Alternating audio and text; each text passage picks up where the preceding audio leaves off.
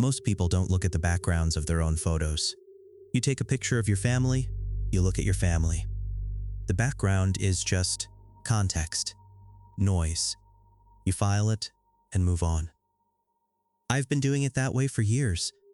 Thousands of photos across hard drives, old laptops, boxes in the workshop. Never once looked past the center of the frame. Then my daughter asked me to find a picture of some donkeys, and I had 3 minutes to spare, and I kept scrolling. I'm Evan Whitlock, and these are the field logs of Lantern Bend. This one didn't start in the woods. It started on a Tuesday evening in April, with Emma sitting on the arm of my chair, swinging her feet against the cushion the way she does when she wants something and is working up to asking for it. Daddy, Yeah? can we look at the zoo pictures? We were planning a trip back for the spring, same place we'd gone the year before, and she'd had it on her mind for days. She had a very specific agenda. I want to see the small ones. The ones with the big ears. The donkeys? The donkeys! I opened the laptop and pulled up the folder. Lauren with Emma at the bird exhibit. Emma with her arm around a goat that clearly couldn't care less. A blurry shot I took of a hawk that came out as mostly sky. And then the donkeys. 2 of them, pale brown, ears too big for their heads, and Emma crouched between them with both arms out like she'd been waiting her whole life for this exact moment. That's the small one and the other small one. They're both small ones, Em. No, one is smaller than the other one. She was probably right. She kept narrating the rest of the photos to herself for another minute or two, then slid off the chair arm and went back to whatever she'd been doing in the other room, satisfied. I should have closed the laptop. The photos had done their job. But I had a few minutes before dinner, and I kept scrolling without any real purpose. Just looking. That's how it starts, usually. Not with a decision, with a few spare minutes and a cursor moving without a plan. The photo was from the petting area. I'd stepped back to get a wide shot. Emma and Lauren with both donkeys in the frame, plus the fence line behind them, and the path where other families were walking through. It was a busy afternoon, and the background was full of motion. A kid running with his arms stretched out. A couple with a stroller, both of them mid-step.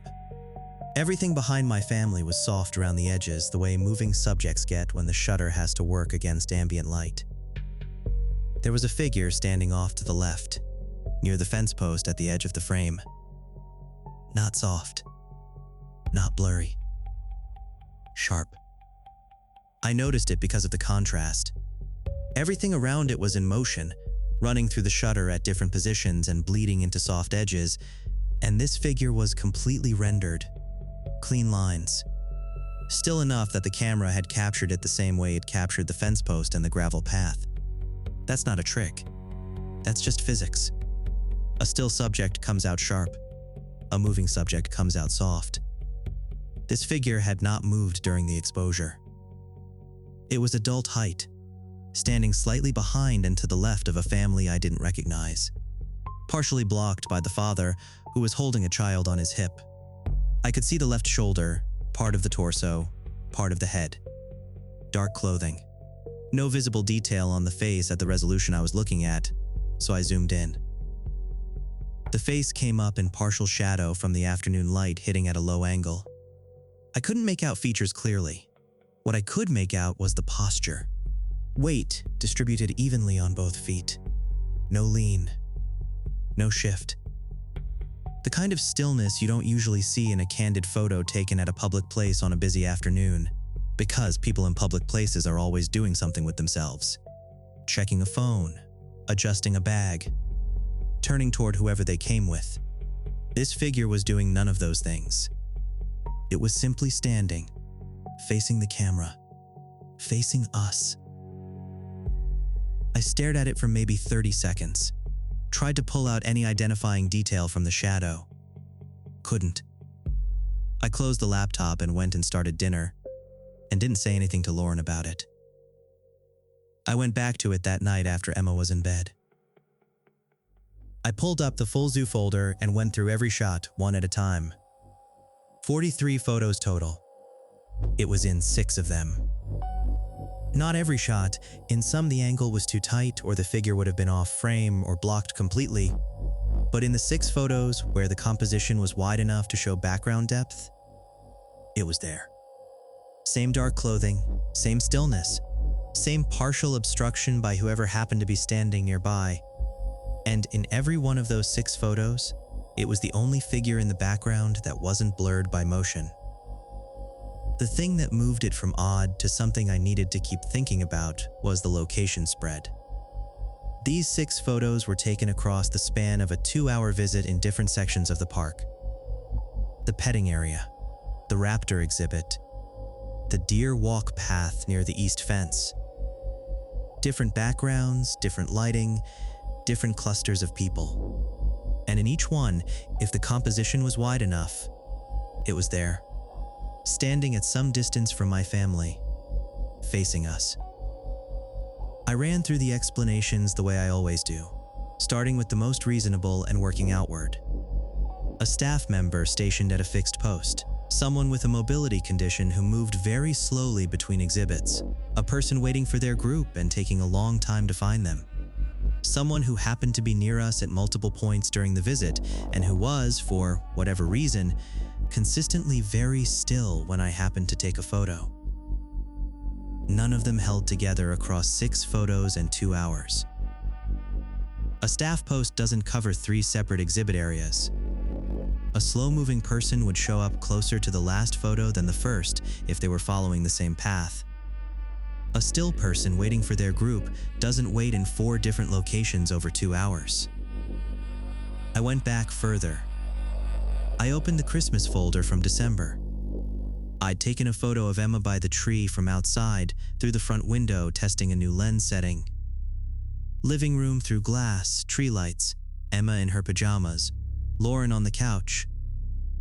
And through the window, out in the front yard, maybe 15 feet back from the glass. The figure. Same posture, same stillness, facing the window. I sat with that one for a moment, 15 feet from the glass on Christmas Eve, while the lights were on and my family was visible inside. I'd come in and out of that house a dozen times that day, carrying wood and groceries and wrapping paper, and I hadn't seen anything in the yard. Hadn't felt anything. The camera caught it anyway. I went to the August folder, Emma's birthday party, outside on the property. Wide shot of the table and the kids and the parents standing around the edges of the yard, blue perimeter line visible through the trunks at the back. And just inside the tree line, behind the far edge of the gathering, at the point where the yard gave way to the heavier timber. Sharp, still, oriented toward the group. I kept going.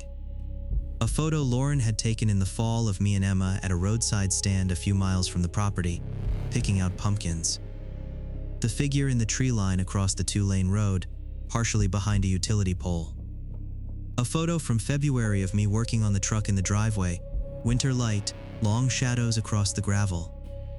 The figure at the far back corner of the property near the bend in the drive.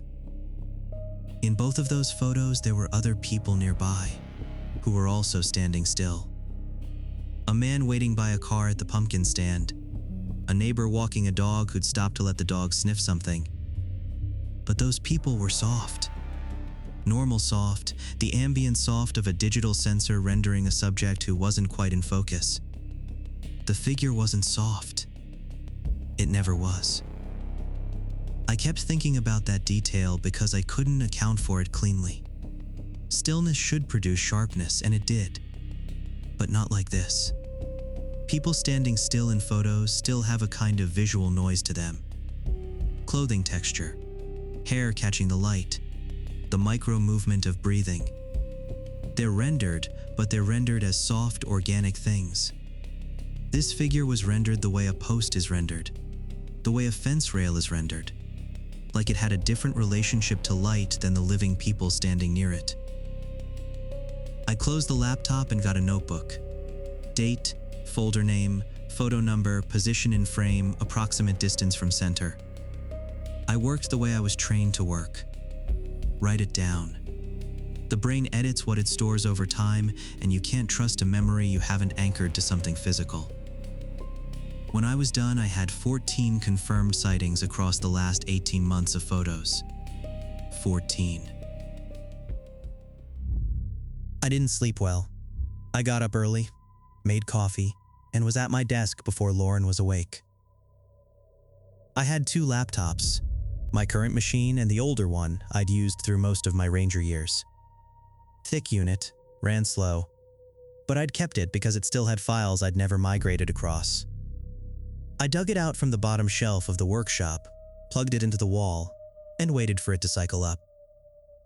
The photos on the old machine ran from about 2009 to 2015, right up until we moved to Lantern Bend. 6 years of Ranger work and the personal stuff mixed in around the edges of it. The image quality was different from what I was used to now. Early digital sensor, pushed contrast, slightly washed out highlights the way photos from that era tend to look. Like the camera was doing its best with what it had. You can always tell the era of a photo from the sensor quality, as much as from anything in the content. The early digital look is its own kind of timestamp. I went through the folders the same way I'd gone through the recent ones. Slow, photo by photo, flagging anything with a background wide enough to show depth, and zooming into the perimeter of the frame. It took most of the morning. I found it in 11 photos. A trail documentation shot from 2012, taken on the upper ridge near the north boundary of the park where I'd been logging erosion damage on the trail surface. The figure was in the tree line about 40 yards back off the trail, standing between two hemlock trunks. I'd filed this photo and moved on without ever looking past the foreground. There'd been no reason to.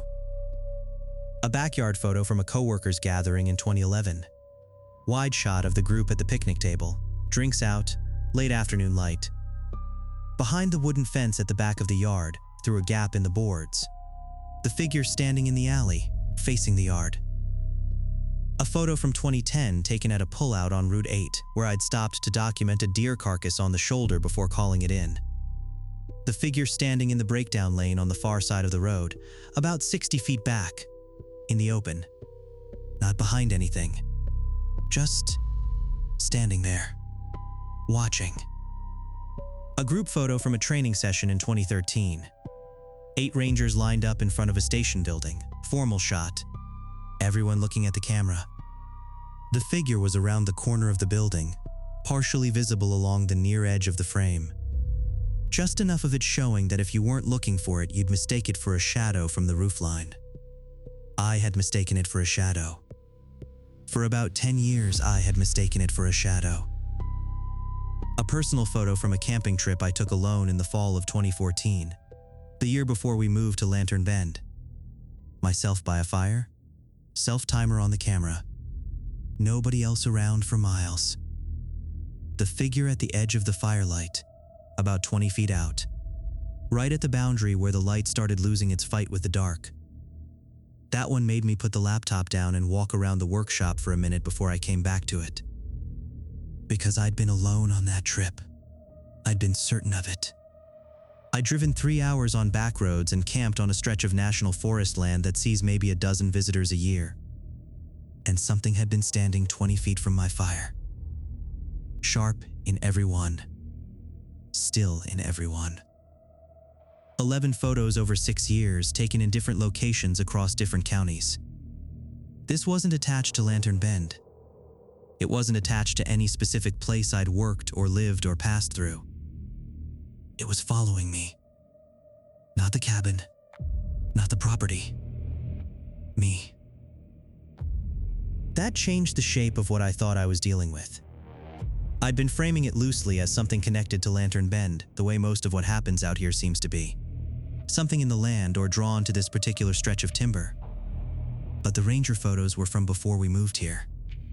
Before we even found the property. The figure had been in the background of my life for at least 6 years before I ever painted the blue stripe around those trees. I needed to go back further. Lauren came and found me around noon. I'd been at the desk since before 6. Have you eaten anything? Not yet. Evan, It's noon. I know. Come look at this. She came around behind the chair. I pulled up the petting area photo and let her look without telling her what to look for. What am I looking at? Background. Left side, near the fence post. That person. Yeah. They're the only one in focus back there. Everyone else was moving. That one wasn't. Is it a staff member or something? I thought so at first. It's in 6 photos from the zoo. Different parts of the park, 2 hours apart. I pulled up the Christmas shot next, then the birthday party from August. She looked at each one the same way she looks at documents she's trying to index. Quiet, methodical, not reacting until she had the full picture. How far back does it go? That's what I've been working on since 6. I've got it confirmed through my Ranger years on the old machine, but I need to go further back than digital. The box is in the workshop. Yeah, mine and my mother's. Your mother's. I haven't gotten there yet. She looked at me for a second, then went to the kitchen. She came back with 2 sandwiches and put mine on the desk without comment. When I looked up an hour later, she had her own laptop open at the table, working through something. I didn't ask what. She didn't explain. She just started helping the way she does, from her end, in the direction she knew how. That's Lauren. She doesn't make a production of things. What I needed now was further back than my digital files could reach. The printed photos, the physical ones from before digital cameras, were something most people carried every day. I had 2 boxes in the workshop. My own, from childhood through my early 20s, and a smaller one my mother had given me when she sold the house. Her photos, the record of the family before I was old enough to be part of it. I brought both boxes in and put them on the table. I started with my own box and worked by era, which you can read from the photos without any labels if you know what to look for. The paper stock changes, the color balance shifts. Late 80s and early 90s photos have a specific look to them. Warm cast, slightly orange in the shadow areas, a saturation that came from Kodak and Fujifilm processed at the local drugstore. You can't replicate it digitally in a way that feels right. It just looks like that time period, the same way music from that era sounds like that time period. Some things are embedded in the medium itself. I went through them carefully. Birthday parties, school events, camping trips with my dad in the mountains. Photos I'd seen dozens of times over the years, but never once looked at the backgrounds of. There'd never been a reason to look past whoever was centered in the frame. I found the first one in a camping photo. My dad and I on a trail somewhere in the ridge country to the north. I'm maybe 9 or 10 years old, wearing a green jacket I'd completely forgotten about until I saw it in the photo. Dad's pointing at something off frame to the right, and I'm looking at whatever it is, and neither of us is looking at the camera. The figure is at the tree line, about 30 feet behind us, to the left of the trail, partially screened by a stand of hemlocks, the way it always seems to be. One shoulder visible, part of the head, facing the camera, sharp, still.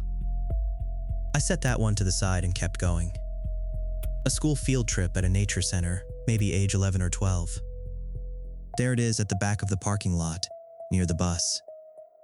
A 4th of July gathering at a neighbor's yard when I was around 13, and the figure standing at the far end of the backyard near the garden fence, behind most of the group. A photo my mother took of me and my dad at a roadside overlook when I was about 12. Both of us leaning against the guardrail with the valley spread out behind us. Dad had his hand on my shoulder and we were both squinting into the sun. The figure was standing in the pull-off behind us, on the far side of a parked car, partially blocked by the rear quarter panel. I remembered that day. I remembered it specifically because of something that happened on the drive home. I'd fallen asleep in the back seat and woken up to find the truck pulled over on the shoulder of the road with the engine off, and my dad standing outside the truck, looking into the woods on the passenger side. I'd watched him through the window for a minute. He was completely still, hands at his sides, not moving. Then he got back in without saying anything, and we drove the rest of the way home in the kind of quiet that meant he wasn't going to talk about whatever he'd stopped for. I'd thought about that stop a few times over the years. The way he'd been standing. I knew that posture. I'd learned it from him. It was the same posture you take when you've identified something in terrain, and you're letting it know you've identified it without making any move that could be read as provocation. You just stand. You acknowledge, and then you leave slowly, and without running. My dad had taught me that posture, which meant he'd needed it before he taught it to me. I don't know if he ever saw what was in the background of that photo. I don't know if what he stopped on the shoulder to look at was the same thing or something different. I never asked him. He died when I was 22. Before I had the framework to ask the right questions. Before I knew what questions to ask. I set that one in the pile with the others and kept going. 5 photos from my childhood, spanning roughly 8 years. In every one of them, I was in the frame. Not my dad alone. Not my mother alone. The figure appeared in photos where I was present. Then I opened the second box. My mother's photos had a different quality. Older stock, different emulsion chemistry. The colors had shifted over the decades the way physical photos do when they sit in boxes. Some had gone warm and reddish. Some had faded to a softer, washed-out palette, where the blues had mostly gone gray. The oldest ones had that particular texture to them. The slightly grainy, richly toned look of film from an earlier era that I've always thought was more honest-looking than the clean digital sharpness I work with now. Something about the grain reminds you that a photo is a physical object, not just information. I went through them slowly. Holiday dinners at my grandparents' house, a summer barbecue in a backyard I didn't recognize. My parents young, mid-20s, the clothes and cars and light marking the time period the same way they always do. My father with more hair than I ever knew him to have.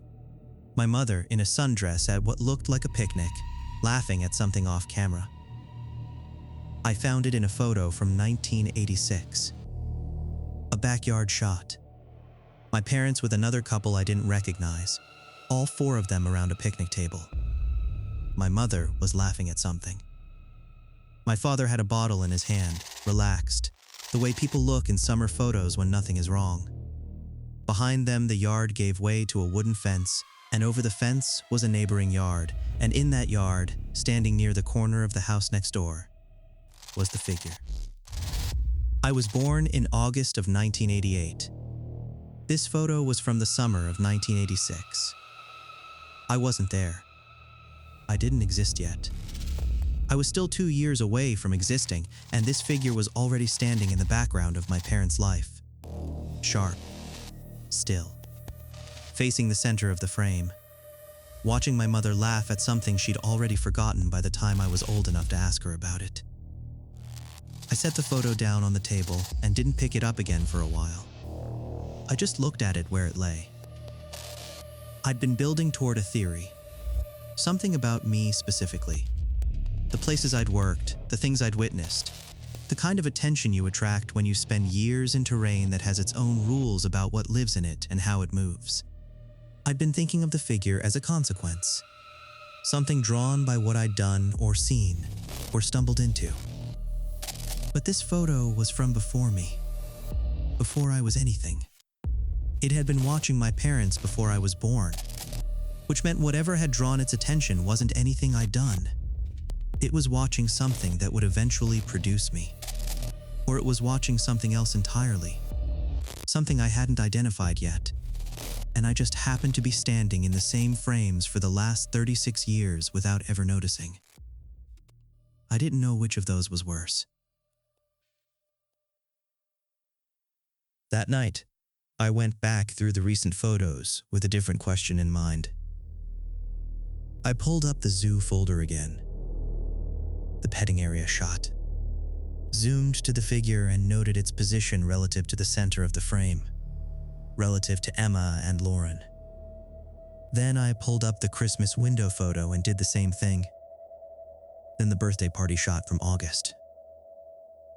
Then I opened a photo from about 3 weeks prior. Lauren had taken it on a quiet afternoon. A candid shot of me and Emma walking toward the workshop. Wide composition, good light. I hadn't looked at the background when she'd shown it to me. The figure was in the tree line, inside the blue perimeter, closer than it had been in any previous photo, by a margin I could see without measuring. I went back through everything in order after that. Every photo where I'd confirmed the figure's presence, starting with the 1986 barbecue and working forward to the 3 weeks ago property shot. I was trying to measure distance, not exact distance. I didn't have that kind of precision across different focal lengths and compositions, but relative distance. How many people between it and my family? How much physical space separated it from whoever was centered in the frame? In my mother's 1986 photo, it was a full property away. A fence and a yard of separation. In my childhood camping photo, maybe 30 feet back in the tree line. In the Ranger era photos, 40 yards off the trail, 60 feet across the road. In the early Lantern Bend photos from 2015 and 2016, at the far edge of the yard, near the blue stripe. In the August birthday party photo, inside the perimeter. In the photo from 3 weeks ago, between the workshop and the tree line on the far side of the clearing. It had been walking toward my family for 40 years. Slowly at first, across decades. The kind of progress you'd never notice if you weren't looking at it, laid out in sequence across a table in the middle of the night. And then I thought about when I'd first looked at the zoo photo, when I'd zoomed in on that background figure and studied it for the first time. And I thought about where the figure appeared in the photos taken after that day. Inside the perimeter, closer than it had ever been. I went back through the dates carefully, cross-referencing my notebook against the file timestamps. The increase in proximity tracked with one event. Not the move to Lantern Bend. Not any specific incident in the lore of this property. The rate changed the day I looked at it directly. I don't know for certain that those two things are connected. I can't prove causation from a sequence of photos and a timestamp. But I've been doing this long enough to know that coincidence is the explanation you use when you don't have a better one yet. And I've been running low on coincidences for a while now. Looking at it changed something. It knows it was seen. I put the physical photos back in their boxes and closed the folders on both machines. I didn't delete anything. That's not something I do. If something happened and I have a record of it, the record stays. That's the whole point of the archive. But I stopped opening those folders after that. Stopped scrolling back through the collection looking for more. Whatever was in there, I'd found enough of it. More than enough. And I'd already made the mistake I needed to stop making, which was looking. There's a rule I came to slowly over years, through a combination of things my dad said and things I figured out myself in terrain that didn't forgive careless attention. The rule is this: if you can't act on a thing and you can't change it, documenting it is enough. You write it down, you log it, and then you stop handling it. You don't keep pulling it out to look at. Some things, you get the sense that looking is not a neutral act, that there's something on the other side of the looking that registers the attention the same way you would if someone kept staring at you across a room. I stopped looking. I went back to taking photos the way I always had, documenting things that needed to be documented, and then putting the phone away, without reviewing the backgrounds. I don't know if that helped. I don't have a way to check without looking. About a week after I put the boxes back on the workshop shelf, Emma came into the workshop while I was at the bench. She had a piece of paper. She goes through phases where she draws constantly, filling up paper with everything she's seen or planned or thought about, and she likes to show me the ones that are for something specific. I drew the zoo.